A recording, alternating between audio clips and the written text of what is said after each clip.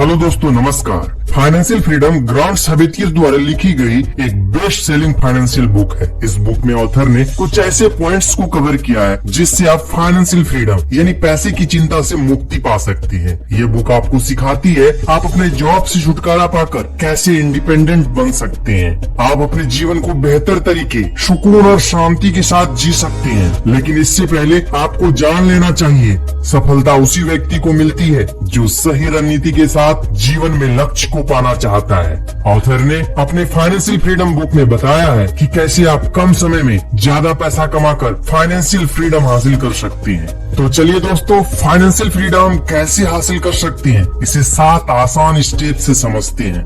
Step 1, clarity.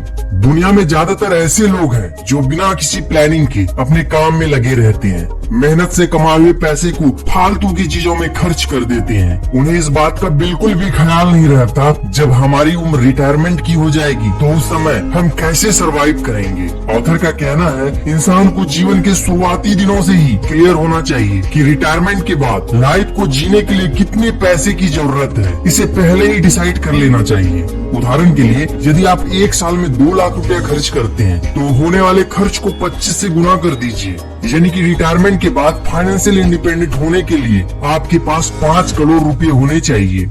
Step 2, self sufficiency. Self sufficiency में author कहते हैं जब आप खूब सारा पैसा कमाने लगो, खुद पर निर्भर हो जाओ, तो फाइनेंशियल फ्रीडम हासिल करने के लिए आपका नेटवर्थ क्या है, साल में खर्च कितना है, सेविंग कितना कर लेते हो, इन सभी का हिसाब किताब रखें और एक रिपोर्ट तैयार करें ताकि पता चल सके फाइनेंशियल फ्रीडम अचीव करने के लिए आप कितना कदम दूर हो। इसके लिए आपको हर महीने कितने रुपए सेविंग करने की आवश्यकता है।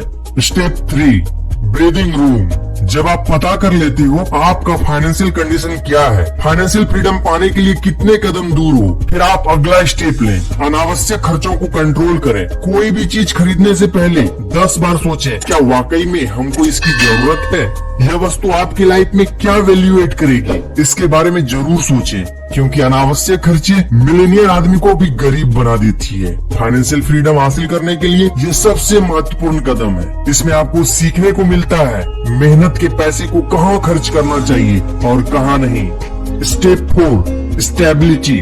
किसी भी इंसान को फाइनेंशियली स्टेबल बनने के लिए बहुत ज्यादा पैसा जमा करने की आवश्यकता होती है। इसके लिए उसे अपनी कमाई का कम से कम 30% हिस्सा सेव करना चाहिए। फाइनेंशियली स्टेबल उसी इंसान को कहा जा सकता है अगर उसकी इनकम बंद भी हो जाए तो आराम से 1 साल बैठकर एंजॉयमेंट के साथ अपनी जिंदगी जी सके। इसीलिए आप खुद को इतना स्टेबल बनाइए, रिटायरमेंट के बाद 1 साल नहीं बल्कि पूरे 25 साल तक आपकी इनकम बंद हो जाए फिर भी लाइफ को एंजॉयमेंट के साथ जी सके।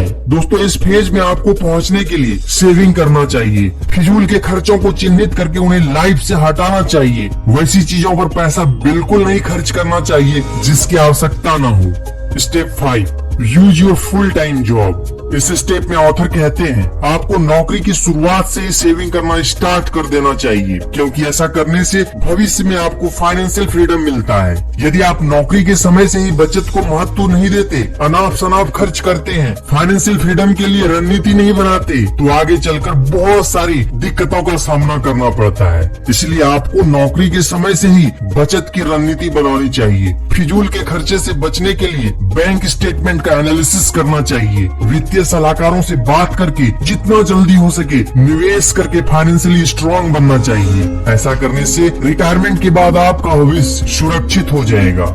Step 6, more money in less time. इस स्टेप में ऑथर कहते हैं वर्तमान समय में हमारे पास पैसे का होना बहुत जरूरी है, क्योंकि जिस दिन आपके पास पैसे खत्म हो जाएंगे उसी दिन आपके 95% रिश्तेदार कम हो जाएंगे। जिस प्रकार हमारे शरीर को जीवित रखने के लिए भोजन की जरूरत होती है, ठीक उसी प्रकार जीवन को चलाने के लिए पैसे की आवश्यकता होती है। कम समय में ज्यादा पैसा कमाने को लेकर ऑथर कहते हैं एक 25 वर्षीय लड़का मैट शिकागो में ग्राफिक डिजाइन का जॉब क्या करता था, जिसमें उसे 2 लाख रुपए की सैलरी मिलती थी। वह एक्स्ट्रा अर्निंग करने के लिए सैलरी का 60% हिस्सा व्यापार में लगा देता था, जिसके कारण उसे हर मंथ एक्स्ट्रा अर्निंग होती थी। देखते ही देखते वह कम समय में ज्यादा पैसा कमाने वाला व्यक्ति बन गया। इस स्टेप से हमें सीखने को मिलता है कि जितना जल्दी हो सके फाइनेंशियल वेल्थी बनने के लिए हमें इन्वेस्टमेंट शुरू कर देना चाहिए। स्टेप 7, यदि आप ऊपर बताए गए सभी स्टेप को फॉलो करते हैं तो आप फाइनली 7 स्टेप में पहुंच जाते हैं। इस स्टेप में पहुंचते ही बिना काम किए अपने जीवन को बेहतरीन तरीके से जी सकते हैं, क्योंकि आप सालों साल किए गए मेहनत और इन्वेस्टमेंट से अच्छी खासी इनकम जनरेट करोगे। दरअसल आपको इस स्टेप पे पहुंचने के लिए माइंडसेट बनाना होगा। ऑथर द्वारा बताए गए सभी स्टेप को फॉलो करना होगा, तब जाकर आप फाइनेंशियल फ्रीडम हासिल कर पाओगे। दोस्तों, ये थी ऑथर ग्रांट सवेतियर द्वारा लिखी गई फाइनेंशियल फ्रीडम का बुक समरी। आपको ये बुक समरी कैसी लगी हमें कमेंट करके जरूर बताएं और वीडियो को लाइक करें, शेयर करें और चैनल को सब्सक्राइब करना ना भूलें। तो मिलते हैं नेक्स्ट वीडियो में। Thanks for watching.